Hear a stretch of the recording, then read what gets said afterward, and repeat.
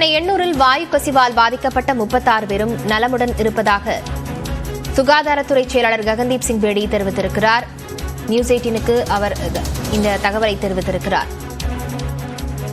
இது தொடர்பான விவரங்களுடன் செய்தியாளர் ரகுவரன் இணைந்திருக்கிறார். ரகுவரன், என்ன தெரிவித்திருக்கிறார்கள் பாதிக்கப்பட்டவர்களின் உடல்நலம் குறித்து விவரங்கள்?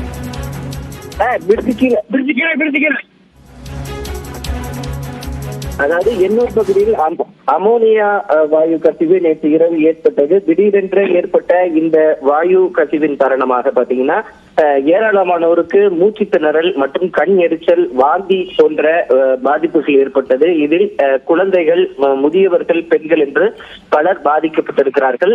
அவசர சிகிச்சை பிரிவுக்காக 50க்கும் மேற்பட்டோர் மருத்துவமனையில் அனுமதிக்கப்பட்ட நிலையில் தற்போது 36 பேர் வரை மருத்துவமனையில் சிகிச்சை பெற்று வருவதாக சுகாதாரத்துறை முதன்மை செயலாளர் ககன்தீப் சிங் பேடி நியூஸ் 18 தமிழ்நாடு தொலைக்காட்சிக்கு தகவல் தெரிவித்திருக்கிறார்.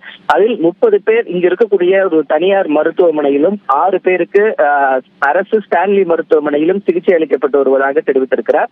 குறிப்பாக பாத்தீங்கன்னா அவசர கால சிகிச்சையில் அனுமதிக்கப்பட்ட அந்த 6 பேர், அவருக்கு பரிசோதனை மேற்கொள்ளப்பட்டதில் 6 பேரும் தற்போது நலமுடன் இருப்பதாகவும், அவர்களுக்கு சுவாச கோளாறு, சுவாச பிரச்சனை மற்றும் வயிற்று தொடர்பான உபாதைகள் இருந்ததாகவும், அதற்கான சிகிச்சைகள் அளிக்கப்பட்டு தற்போது அவர்கள் நலத்துடன் இருப்பதாக தற்போது தெரிவிக்கப்பட்டிருக்கிறது.